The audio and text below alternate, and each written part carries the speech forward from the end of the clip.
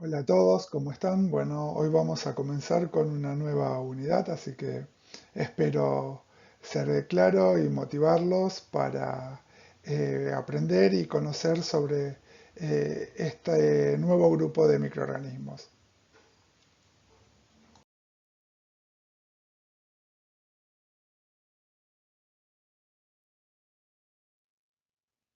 Para ubicarlos en el programa de la asignatura de microbiología, en la clase de hoy vamos a dar el tema 4 que corresponde a hongos, o sea, a células fúngicas, agentes etiológicos de origen fúngico. En cuanto a los objetivos de esta clase, vamos a ver la organización que tiene la célula fúngica, las características y particularidades de la pared celular de un hongo, la distinción entre hongos miceliares o filamentosos y hongos levaduriformes, el fenómeno de dimorfismos, algunas aproximaciones de las formas de reproducción de los hongos asexual y sexual. Vamos a tratar de recorrer las distintas infecciones oculares y detallar algunos agentes etiológicos fúngicos y las características macro y microscópicas de los hongos que frecuentemente se asocian a infecciones oculares. Bueno, para dimensionar la importancia de la clase, recordemos en primer lugar que las infecciones oculares son la primer causa de ceguera en el mundo y que los agentes etiológicos que pueden producir las infecciones pueden ser bacterias, hongos, parásitos y virus. Hoy particularmente en esta clase vamos a analizar en detalle las características de los hongos. Así que entonces vamos a comenzar, perdón, a conocer estas características.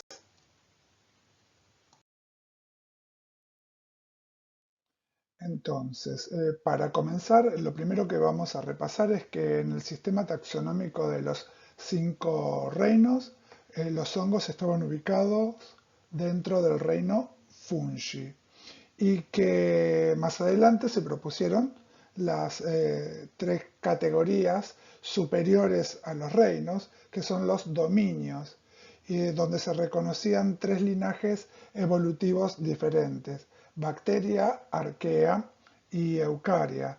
De acuerdo con este árbol filogenético universal, los hongos son miembros del dominio eucaria, o sea, son células eucariotas.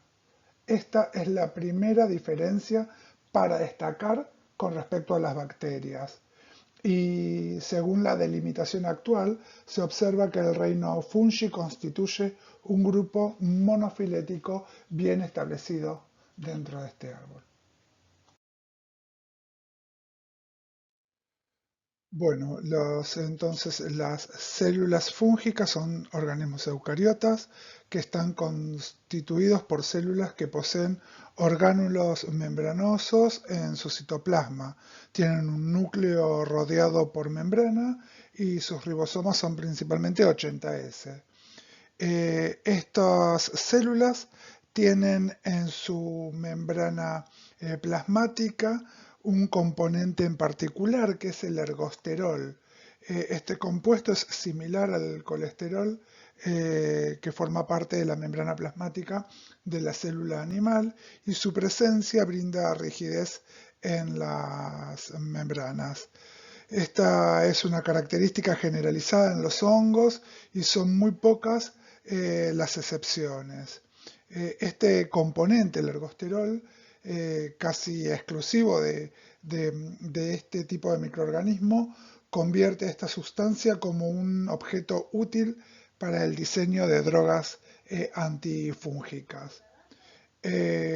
Con respecto a los hongos, podemos clasificarlos en pluricelulares o unicelulares. Entonces tenemos así hongos filamentosos u hongos levaduriformes respectivamente.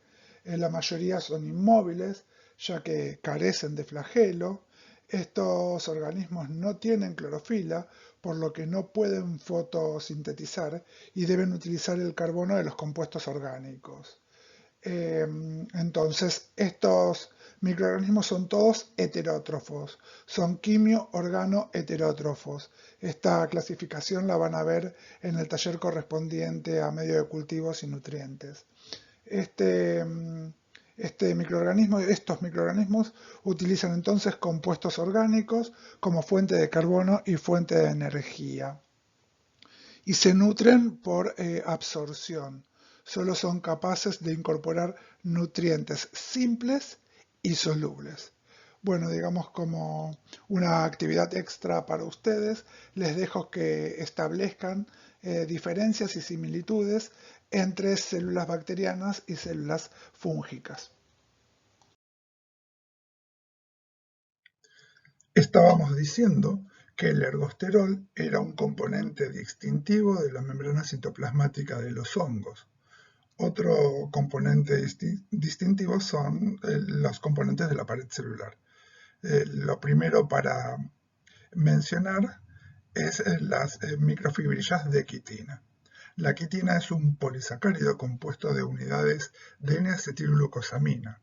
Estas están unidas entre sí con enlaces beta-1,4, de la misma forma que las unidades de glucosa componen la celulosa. En los hongos, la quitina le otorga propiedades de dureza y rigidez a la pared celular. Este polímero está también presente en el caparazón de los crustáceos y le otorga dureza a estas estructuras. El contenido de quitina en la pared fúngica varía según la fase morfológica del hongo.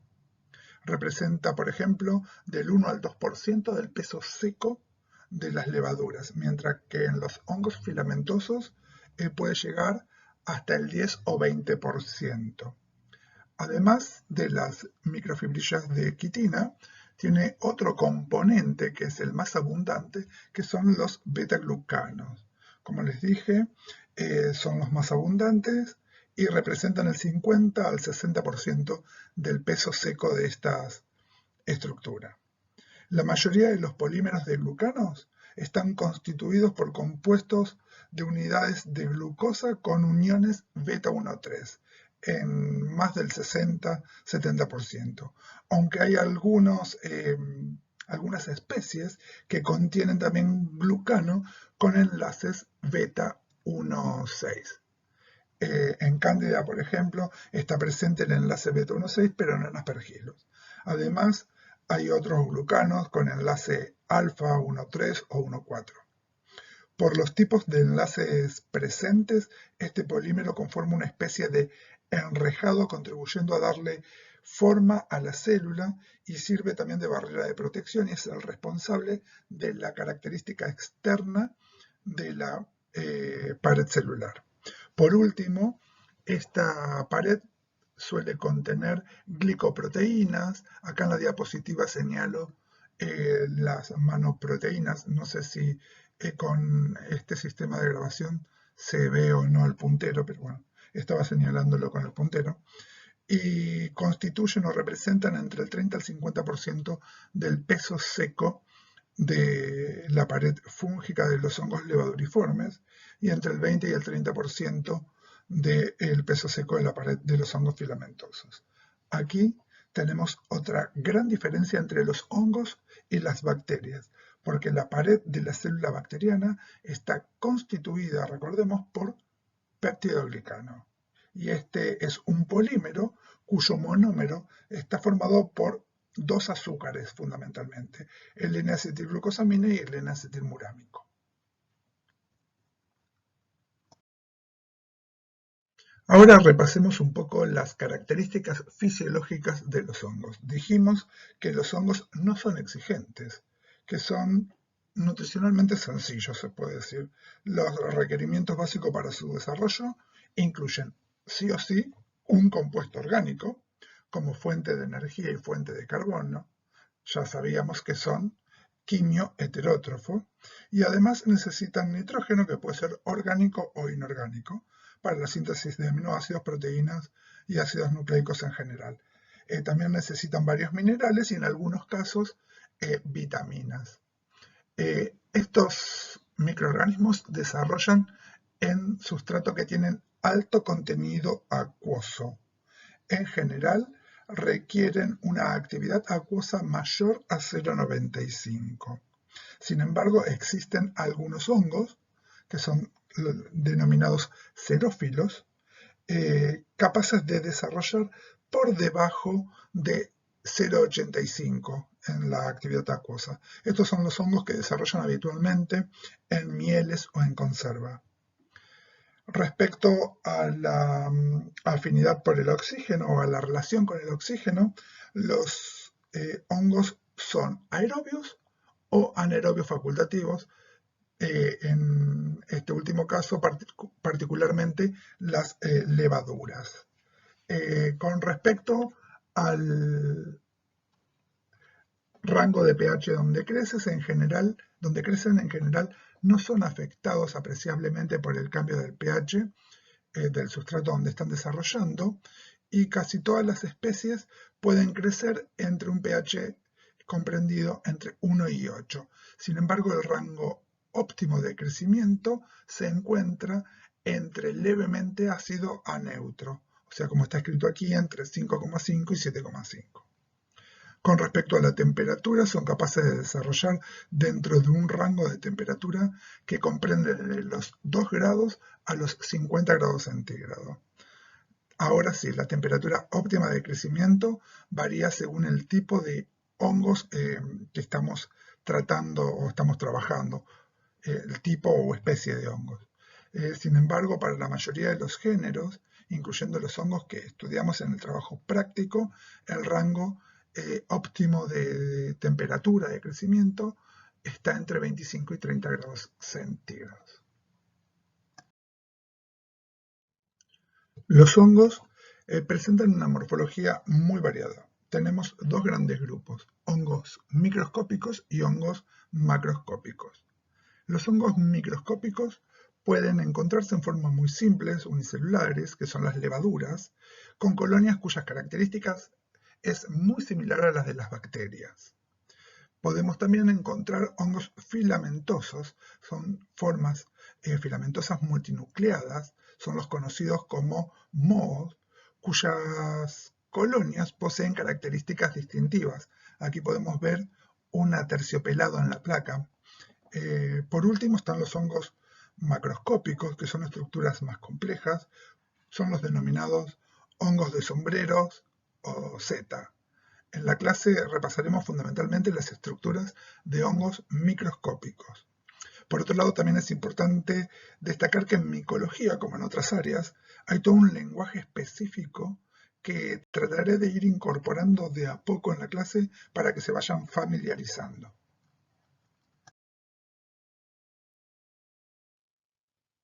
Muchos hongos, en particular los que causan patologías en los seres humanos y los animales, son dimórficos, es decir, poseen dos formas estructurales. Los hongos dimórficos tienen la capacidad de cambiar de la forma de levadura o forma Y, como la foto que está a la derecha de la diapositiva, y que es la forma que habitualmente tienen el hospedador, a la forma de moho o micelio o forma M en un medio externo, en un medio artificial, en un medio de cultivo, y suele ser en respuesta a diversos factores ambientales, como los que se citan aquí debajo en la diapositiva. Esta transformación es conocida como conversión YM de YesMo, y es el caso, por ejemplo, de los géneros Histoplasma, Blastomyces y Mucor. Entonces, como les dije, suele ser un fenómeno que se da en hongos patógenos para el hombre y los animales. Bueno, entonces empecemos primero por la descripción de las levaduras y sus elementos de reproducción. Las levaduras son hongos cuya forma usual y dominante de desarrollo es unicelular y no tienen flagelos, no tienen movilidad. Algunas levaduras, bajo determinadas condiciones ambientales, pueden formar un pseudomicelio, pero no es una generalidad. Morfológicamente son muy simples. Son esféricas, ovoides, elípticas, cilíndricas o levemente alargadas. Sus dimensiones varían entre 3 y 10 micras de ancho a 5 a 30 micras de largo, un tamaño relativamente mayor al promedio del tamaño de las bacterias.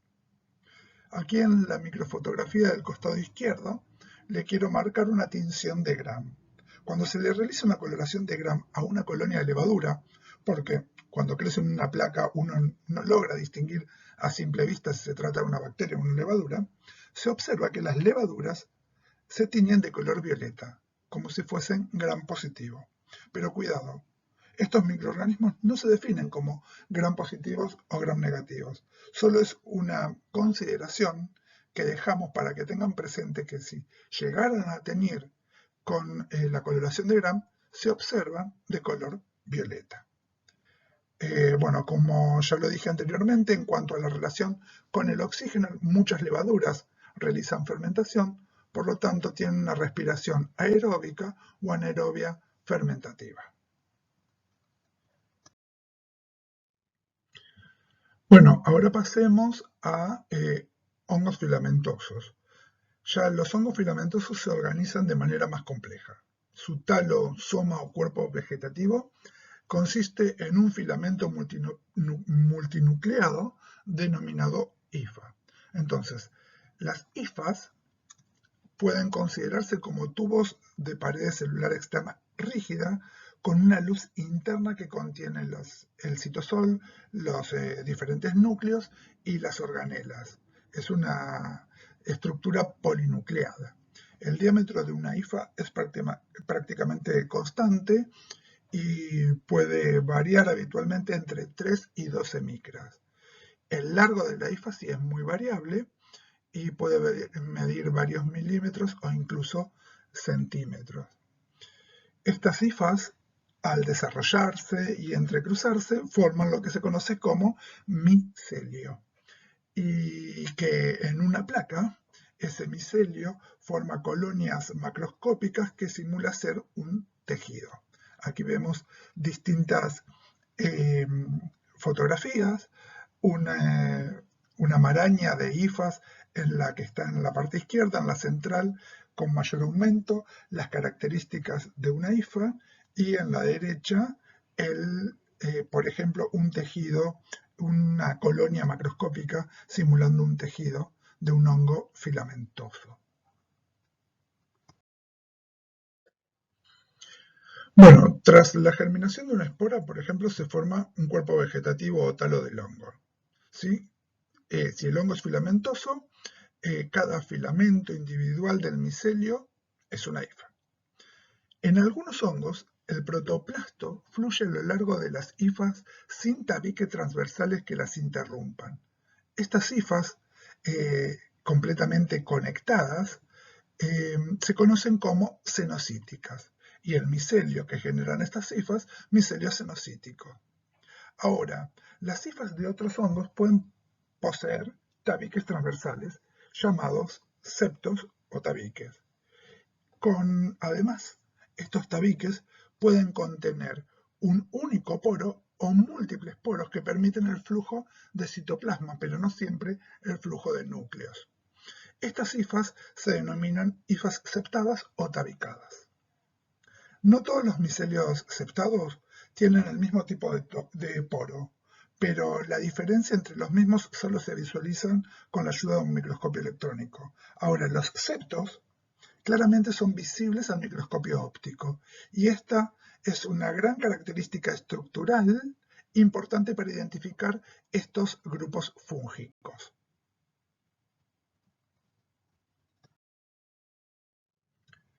Bueno, vamos a continuar haciendo una clasificación de cuáles son las distintas estructuras que, al reconocerlas, nos van a ayudar a su identificación. Entonces, desde el punto de vista de la función que cumple, el micelio puede ser vegetativo o reproductivo de fructificación. El micelio vegetativo cumple funciones de absorción, asimilación, fijación y excreción, y algunos pocos elementos de resistencia. En general es el micelio que se encuentra en contacto directo con el sustrato. Entonces cuando el hongo está creciendo, penetra, se sumerge en ese sustrato y origina lo que se denomina micelio sumergido. En vez del reproductivo, está destinado a producir los elementos necesarios para perpetuar la especie y difundirla. Entonces, generalmente, el micelio encargado de la reproducción es denominado micelio aéreo porque emerge del sustrato. Estos elementos son muy pequeños, quedan suspendidos en el aire y ayudan a la diseminación. También se adhieren con facilidad al cuerpo de insectos y otros animales y de esa manera pueden germinar luego de grandes periodos de latencia. Bueno, aquí podemos ver esquemáticamente las cifras de algunos hongos filamentosos, las cifras vegetativas, ¿no? De algunos hongos filamentosos, entre los que se encuentran los hongos de importancia clínica y que originan determinadas estructuras que son útiles para su identificación. De acuerdo al aspecto que presenta, se les ha asignado distintas denominaciones. Por ejemplo, tenemos hifas espiraladas, que semejan el espiral de un sacacorcho. También tenemos hifas en raqueta, que son hifas que presentan regularmente ensanchamiento en forma de clava, semejando raquetas de tenis dispuestas una a continuación de la otra. También podemos ver en la imagen, en el esquema, en el dibujo que está en la diapositiva, rizoides, que son hifas especializadas del micelio vegetativo que se sumergen en el sustrato y que semejan raicillas y cumplen funciones de absorción. También vemos estolones, que son hifas vegetativas aéreas ligeramente curvadas, que se extienden horizontalmente sobre el sustrato, facilitando la rápida invasión del sustrato. También podemos ver en la imagen cuerpos nodulares, que son hifas retorcidas en forma apretada, como si se trataran de nudos. También podemos ver hifas pectinadas, que tienen proyecciones unilaterales cortas e irregulares, son esas proyecciones, con la apariencia de un peine con dientes rotos. Y debajo podemos ver microfotografía de un esclerocio. Hay dos microfotografías de un esclerocio que son cuerpos globulares de aproximadamente 1 milímetro de diámetro, producido por el entrelazamiento de hifas de micelios vegetativos, que se recubren con una corteza sumamente resistente. Generalmente son pigmentados, se ven a simple vista, y se los consideran elementos de resistencia. Más allá de que sean de micelio vegetativo, se los considera elementos de resistencia capaces de conservar la especie en el tiempo.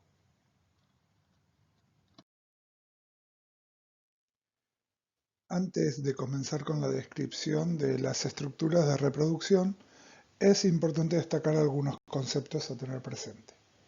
Lo primero que debemos considerar es que la micología es una ciencia descriptiva y tiene mucha importancia lo que el profesional puede observar con las metodologías disponibles para el estudio de los hongos. Son términos que iré empleando durante la clase en forma indistinta y deben quedar rápidamente asociados, por eso me detengo en esta explicación. Primero, todos los hongos poseen reproducción asexual, o sea que se dividen por mitosis. Y segundo, a algunos de ellos se les conoce reproducción sexual, o sea, la reproducción que ocurre por meiosis. Si solo podemos visualizar estructura de reproducción asexual, decimos que estamos frente a un hongo imperfecto o a un hongo mitospórico. Son sinónimos. Ahora, entonces, cuando al aislamiento solo se le reconoce una estructura de reproducción asexual, se dice que se conoce el anamorfo de ese aislamiento o su forma imperfecta. Sin embargo, cuando se observa una estructura de reproducción sexual, se habla de hongos perfectos y se dice que estamos frente al teleomorfo. Poseen ambos tipos de reproducción.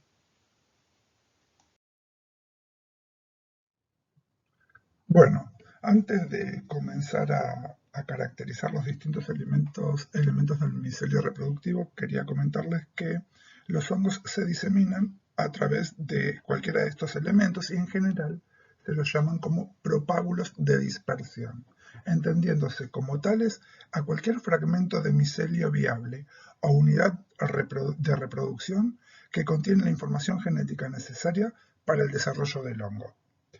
Bueno, ahora sí, con respecto al micelio de reproducción asexual, digamos, consiste en la reproducción no sexual de células reproductoras especializadas y en un sentido más amplio son distintas estructuras de propagación que de nuevos individuos sin intervención de gametos. Eso es básicamente los elementos de reproducción asexual. Estos, como dijimos, son elementos que emergen del sustrato, por lo tanto forman parte del micelio aéreo. Dentro de los elementos de reproducción asexuales o agámicos tenemos dos grandes grupos. Los esporos, que son de origen endógeno y se forman dentro de un esporangio y por lo tanto se denominan esporangiosporos, y también tenemos los conidios, que son de origen exógeno y según el proceso por el que se originan pueden clasificarse en taloconidios y blastoconidios. Los taloconidios, digamos, su formación implica la transformación de una hifa preformada. Y dentro de los taloconidios tenemos diferentes tipos de conidios. Ahí puse dos ejemplos que en las próximas diapositivas los vamos a analizar. Y aparte tenemos los blastoconidios, en donde un elemento especializado del micelio reproductivo es el que los origina. Ese elemento se denomina célula conidiogénica o conidiógena y es justamente la célula que produce los conidios.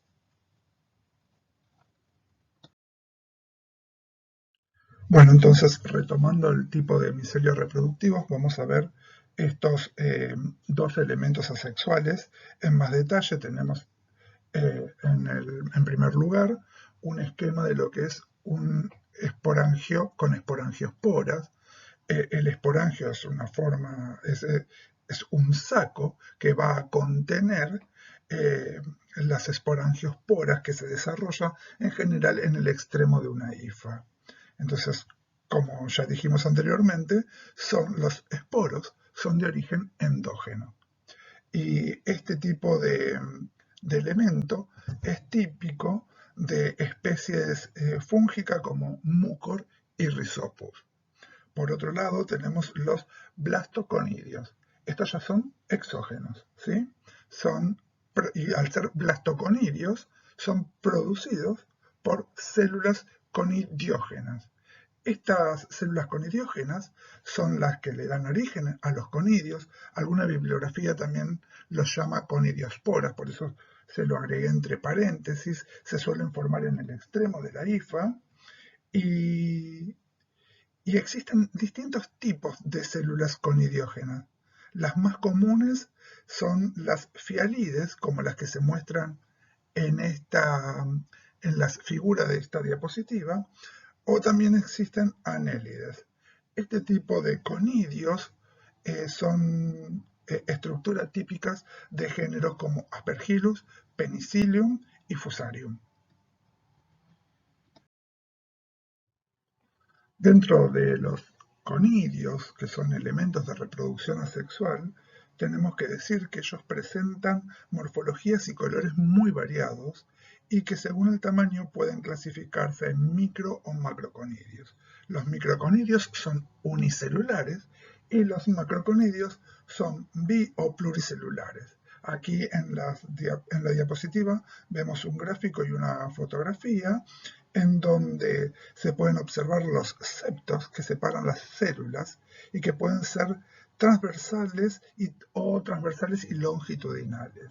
Este tipo de macroconidios, los que se muestran aquí en la fotografía, son típicos de hongos como Fusarium. Es importante también destacar que pueden coexistir en un mismo hongo micro y macroconidios. Por otro lado, en los hongos mitospóricos, algunas especies de hongos mitospóricos producen picnidios o acerburis, que son dos tipos de elementos de morfología, de diferente morfología, que están conformados por hifas especializadas y en su interior se encuentran los conidios originados por estas hifas especializadas. Entonces, repito, picnidios o acerburis.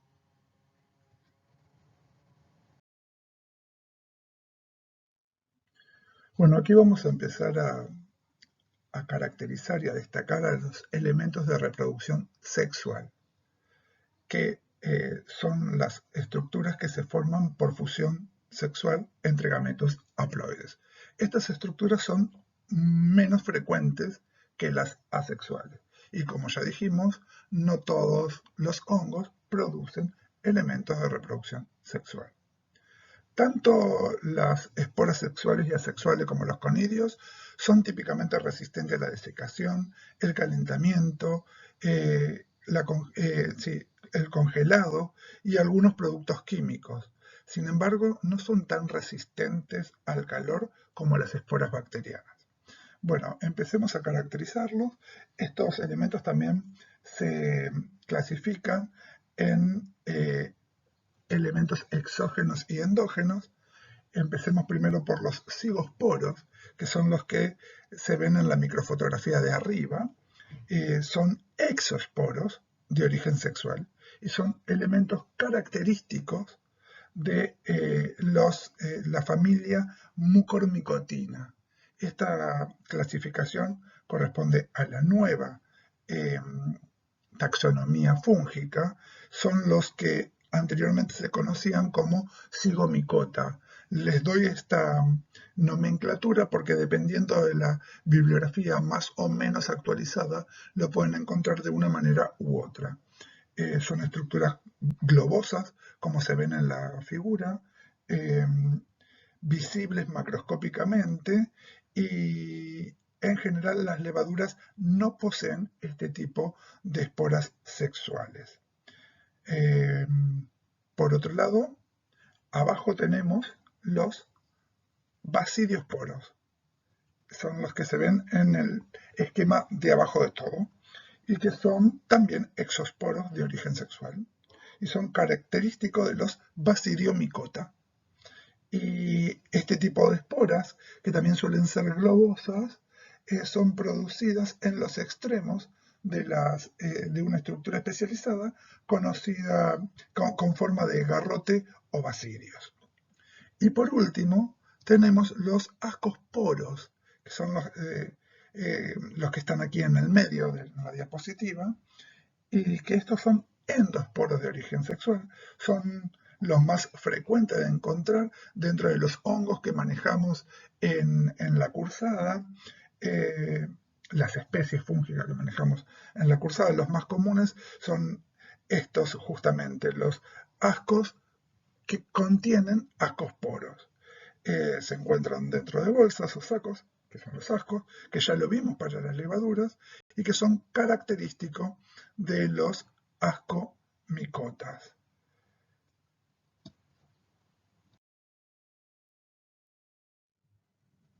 Bueno, para aquellos hongos que tienen ciclo de reproducción sexual, o sea, aquellos hongos perfectos, vamos a empezar a describir cómo se llevan a cabo estos ciclos. Siempre se inician a partir de el contacto de las gametas y luego de este contacto, de este encuentro entre gametas de polaridad diferente, ocurren tres fases importantes en la reproducción sexual: la plasmogamia, la cariogamia y la meiosis.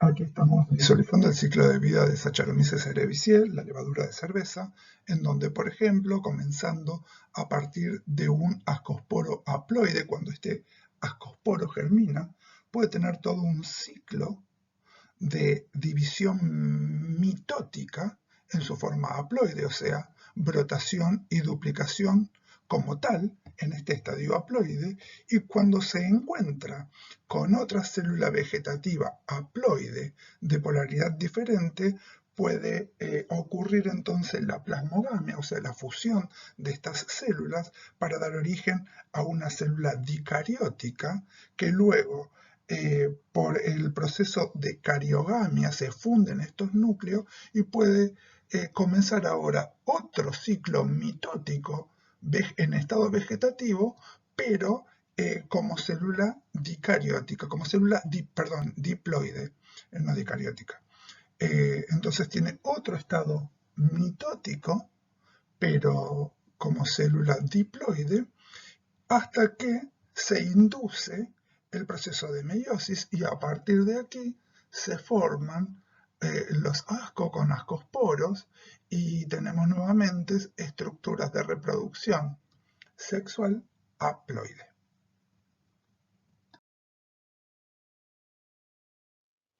Bueno, a partir de esta diapositiva que ya han visto en repetidas oportunidades, lo que les quiero señalar es que vamos a empezar a hablar de las distintas infecciones que ocurren en el globo ocular, una a una, haciendo foco en los agentes etiológicos fúngicos. La conjuntivitis es la inflamación de la conjuntiva, esa membrana delgada que cubre la parte blanca del ojo. Los síntomas suelen ser enrojecimiento del ojo, picazón, edema de párpados, sensibilidad a la luz, sensación de dolor y en muchos casos aparecen muchas secreciones. Las conjuntivitis de causas fúngicas suelen ser raras. En general, los agentes etiológicos más frecuentes son los virus y las bacterias. Pero cuando son producidas por hongos, Candida albicans suele ser el agente etiológico fúngico más frecuente.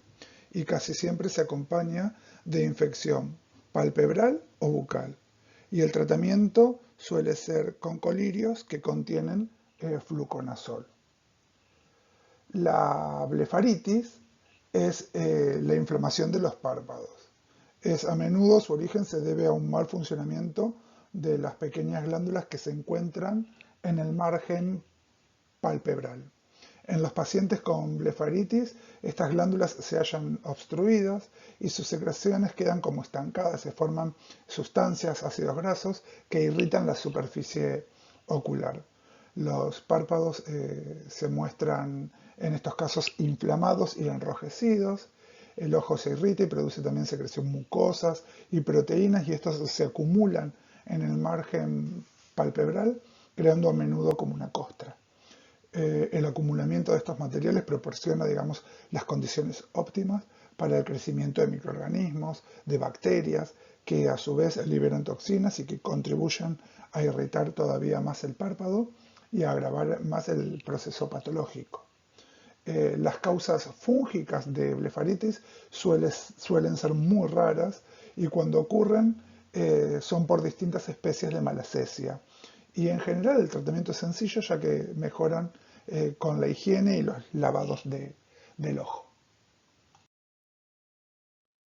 La queratitis es la inflamación de la córnea y se conoce como queratitis fúngica a aquellas producidas por un hongo. Como verán, las queratitis fúngicas son menos frecuentes que las de origen bacteriano, que producen el 80% de las queratitis, mientras que las micóticas alcanzan el 18% y menos frecuentemente las acantamoebas, que son protozoos. Dentro de los síntomas más comunes tenemos visión borrosa, enrojecimiento del ojo, dolor del ojo, aumento en la sensibilidad de la luz, lagrimeo excesivo, secreción del ojo y esa sensación de tener un cuerpo extraño constantemente.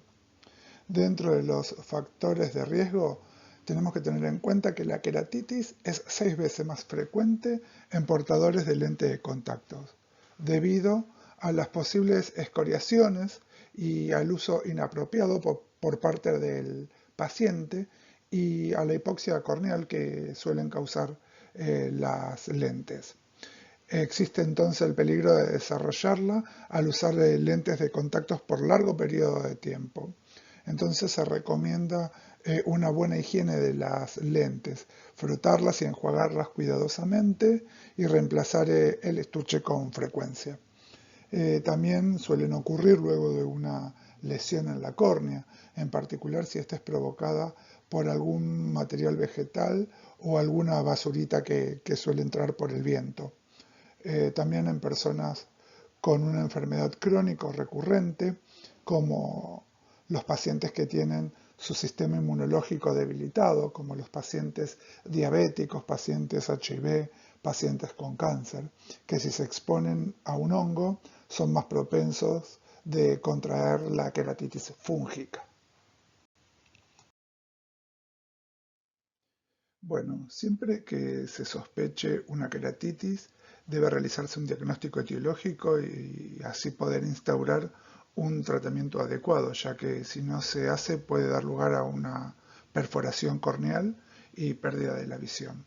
Voy a comentarles aquí dos trabajos realizados en Argentina donde se evaluaron las frecuencias de agentes etiológicos fúngicos en queratitis.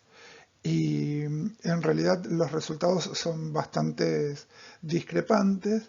Sin embargo, lo que sí se observa en ambos trabajos es una marcada aparición de hongos filamentosos como agentes etiológicos. Aquí podemos ver que en el trabajo A, más de la mitad de los agentes etiológicos son producidas, más de la mitad de las queratitis son producidas por Fusarium, que es un hongo filamentoso, y luego sí siguen Aspergillus, otro hongo filamentoso, Candida levadura, y otros hongos más como Alternaria y Sarocladium. En el trabajo B, lo que se observa es que aproximadamente el 60% de las infecciones son producidas por hongos filamentosos, en primer lugar Aspergillus y luego Fusarium, y el 42% restante, el 42% restante, producido por cándidas. Lo que sí queda claro en estos trabajos es que para que se instale una queratitis fúngica necesita previamente que haya daño del epitelio de la córnea. Si la queratitis es superficial, cuando se cura no deja cicatrices y si es profunda afecta las capas internas de la córnea y es posible que queden cicatrices que puedan llegar a afectar la visión. En cuanto al diagnóstico convencional, lo que se hace es un raspado de la córnea para realizar preparados específicos para la visualización de elementos fúngicos como las hifas hialinas que se observan en la fotografía de la izquierda, y también se hace el cultivo de este raspado en medio selectivo para ver elementos de reproducción y caracterizar el hongo, como las macroconidias que se ven en la foto de la derecha.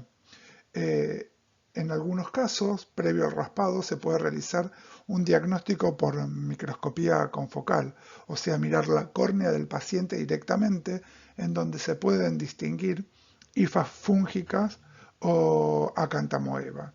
Pero en Argentina hay muy pocos de estos equipos. En cuanto al tratamiento, se realiza tópicamente con un colirio que contenga polienos, como natamicina o anfotericina, o bien azoles, como el fluconazol o el voriconazol. En los casos graves, se debe realizar un tratamiento sistémico por vía oral con fluconazol. Ahora, parece ser que el fluconazol no muestra buenos resultados para el tratamiento de hongos filamentosos y sí se recomienda usarlo para el tratamiento de cándidas. Una de las características es que los azoles penetran muy bien la córnea intacta y los polienos no lo estarían haciendo de forma adecuada. Y también debe evitarse el uso en estos colirios de esteroides tópicos, como los corticoides, porque no favorecen la buena evolución del tratamiento. La endoftalmitis es una de las complicaciones oculares más graves. Es debido a la entrada de los microorganismos al interior del globo ocular, que es el estroma, ya sea por una herida ocular abierta, traumatismo o postcirugía. En el 90% de los casos es por causa exógena, mayoritariamente una operación de cataratas. O menos frecuentemente también por diseminación sanguínea. Entonces se dice que es una causa endógena, es decir, la infección alcanza el ojo a través del torrente sanguíneo después de una intervención quirúrgica sistémica u odontológica o cuando se usan vías o fármacos intravenosos. Esta patología puede conducir a la pérdida total o parcial de la visión. Afecta específicamente fluidos y tejidos intraoculares. Y rara vez las infecciones intraoculares no tratadas se extienden fuera del globo ocular y afectan la órbita y el sistema nervioso central. También las endoftalmitis exógenas posoperatorias pueden clasificarse en agudas o crónicas, dependiendo del tiempo de aparición luego de la intervención quirúrgica. Y por último, se clasifican también según el agente etiológico que las produce. La mayoría de las infecciones de las endoftalmitis son bacterianas y en particular la mayoría de los casos son causadas por bacterias gram positivas como Staphylococcus epidermidis o el Staphylococcus aureus. Y las endoftalmitis causadas por gram negativos son menos frecuentes, pero tienden a ser más virulentas y tienen peor pronóstico. Las endoftalmitis fúngicas o micóticas son menos frecuentes y las protozoarias son más raras aún.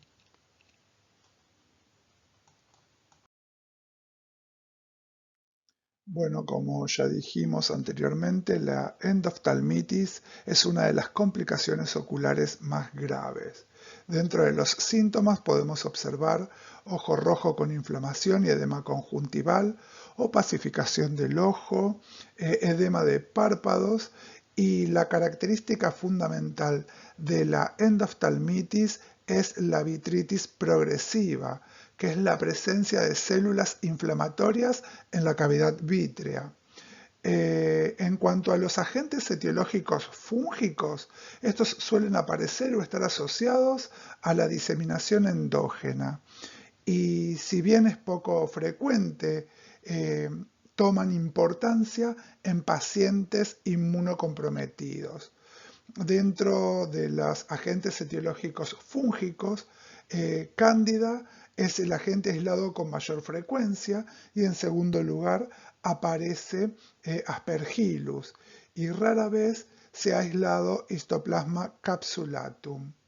En cuanto al tratamiento, la endoftalmitis es difícil de erradicar, se puede recurrir a la vitrectomía y a terapia combinada empleando distintos antifúngicos, cuando el agente etiológico obviamente es un hongo, y estos antifúngicos pueden ser la anfotericina B, el fluconazol, el voriconazol y la caspofungina. En cuanto a la vitrectomía, es una cirugía ocular que se utiliza para extraer el vítreo, que es el gel que rellena la cavidad ocular. Y los factores de riesgo de estas endoftalmitis es como ya se analizó anteriormente, algún trauma por una astilla o un metal o algún accidente, una operación del globo ocular o las enfermedades sistémicas, particularmente en los pacientes inmunocomprometidos. Bueno, ahora para la descripción de los hongos, lo que debemos recordar es que tenemos que hacer un análisis macroscópico y microscópico de los mismos. La observación de colonia siempre se realiza en medios especiales para hongos. Lo que se utiliza habitualmente es agar saburó, agar extracto de malta y agar sapec, que es un medio definido para hongos, pero que se utiliza para aquellos hongos que tienen alto poder de síntesis. Las levaduras en general se incuban a 30 grados durante 2 o 3 días y aquí vemos algunas características macroscópicas de dos levaduras distintas, una de color blanco y otra que tiene un pigmentito rosa particular. Los mohos se deben cultivar a 25 grados y durante 5 a 7 días como mínimo para poder observar las características que sean de utilidad para su descripción. Aquí podemos observar las características macroscópicas y microscópicas de una de las levaduras de mayor importancia en la oftalmología. Cándida pertenece al filum Ascomycota. Este género incluye aproximadamente 150 especies y la especie más significativa por su importancia clínica es Candida albicans. Aquí podemos ver arriba una foto donde se ve un cultivo puro de este microorganismo. Esta levadura es un hongo unicelular que se reproduce agámicamente por brotación. Se muestra aquí en la figura inferior izquierda algunas levaduras con su brotecito a punto de separarse para dar origen a una nueva célula levaduriforme, una célula hija. Esta especie no posee reproducción sexual y tiene como característica la formación de pseudohifas. Las pseudohifas se definen como filamentos constituidos por células elongadas originadas por brotación, como las que observamos aquí en la fotografía inferior de la derecha. Muchos autores la definen como cadenas de salchichas y estos filamentos son a menudo ramificados y pueden llegar ocasionalmente a entrecruzarse, dando origen al pseudomicelio.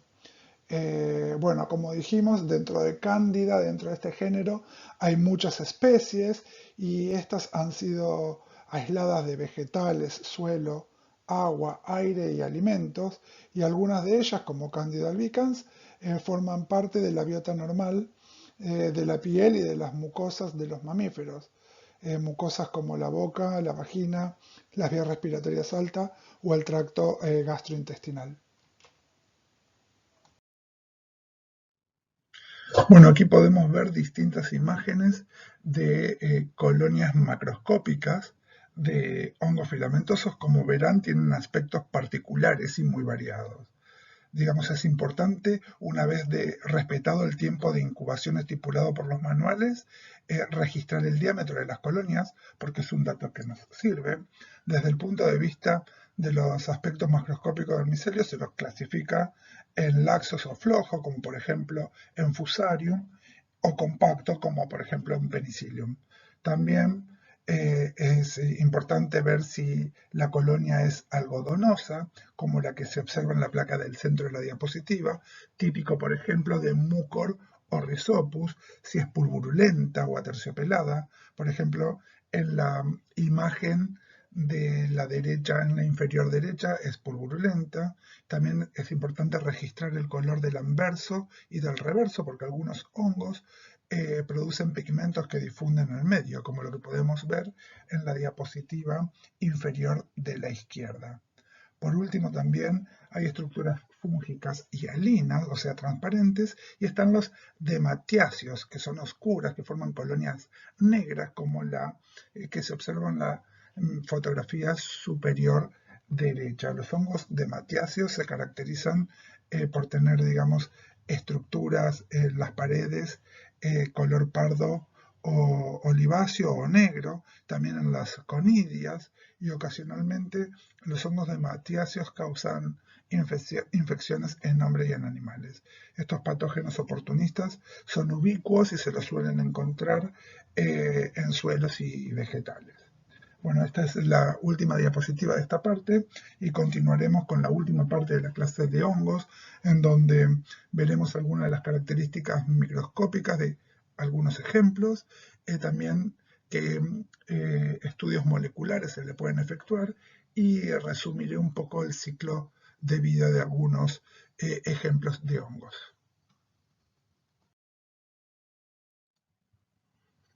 Bueno, a modo de ejemplo, detallaré dos de las estructuras que habitualmente se observan en las asignaturas. Empezaré primero con Aspergillus, que es el típico hongo que pudre el limón, y su colonia macroscópica, esa sí es una colonia compacta, como la que se observa ahí en la placa de la diapositiva, y aterciopelada. Cuando uno hace un análisis eh, al microscopio óptico, lo que suele observar es un micelio tabicado con una estipe, que es el elemento a partir del cual se empiezan a ver las estructuras de reproducción asexual, que está sin tabicar. La célula, este hongo tiene una célula pie en la base del estipe, y como podrán ver, tiene distintas estructuras. Aquí vemos, por ejemplo, en la médula. Primero, digamos, tenemos la vesícula, que es esta cabeza globosa en el esquema. Luego de la vesícula, algunos hongos pueden tener métulas y otros no. Luego la fialide, que es la célula conidiogénica, a partir de la cual se sintetizan los distintos conidios, que aparecen como cadenitas redonditas sobre la fialide. Estos hongos pueden tener una cabeza columnar, en donde todos los conidios están como peinados hacia arriba con los pelos parados, y la otra una cabeza radial simulando un aspersor. Bueno, esto es en cuanto a las características generales microscópicas de este hongo. En la industria alimenticia, este tipo de hongo se utiliza para fermentar salsa de soja o para producir ácido cítrico, y algunos producen aflatoxina, que es una micotoxina muy tóxica y carcinogénica. Bueno, Fusarium, por último, es uno de los hongos filamentosos también de importancia oftalmológica. Fusarium de por sí es un extenso género de hongos filamentosos y están ampliamente distribuidos en el suelo y asociados a plantas. La mayoría de las especies de Fusarium son saprófitas y, como yo les dije, son relativamente abundantes en la microbiota del suelo. Algunas especies son oportunistas y producen infecciones en el hombre.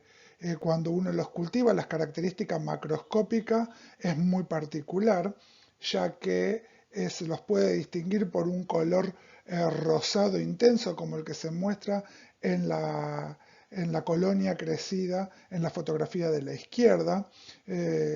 La zona más vieja del cultivo, o sea, la del centro es bien rosada y la zona periférica se va haciendo más clara.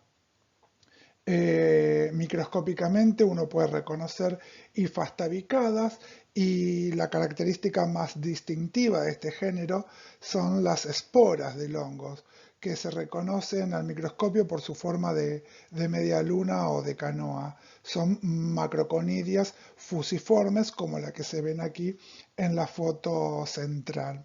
Además, esta especie puede producir micotoxinas en los cereales, lo cual pueden llegar a producir intoxicación alimentaria en personas y animales. Y también hay que tener en cuenta es que estos hongos son importantes agentes de contaminación en los laboratorios de microbiología. Esto es una alerta cuando uno los recupera. Bueno, muchas gracias por la atención que me brindaron en la clase. Quedo a disposición de ustedes para cualquier consulta en el foro. Paso a darle la bibliografía recomendada para las generalidades de los hongos. Pueden ir a los libros que aquí muestro, el Brock, el Prescott, el Tórtora y el Basualdo. Asimismo, hay otros libros para cuestiones más especializadas de la micología. Respecto a libros más especializados, tenemos estos tres, los cuales pueden emplearlo en caso que tengan la inquietud de profundizar en algunos aspectos micológicos. Estos son libros más específicos y dedicados pura y exclusivamente a los hongos. Nuevamente, bueno, muchas gracias por haberme escuchado y les repito que quedo a disposición de ustedes para cualquier consulta en el foro o cuando podamos vernos en el laboratorio de resistencia bacteriana en la cátedra de microbiología.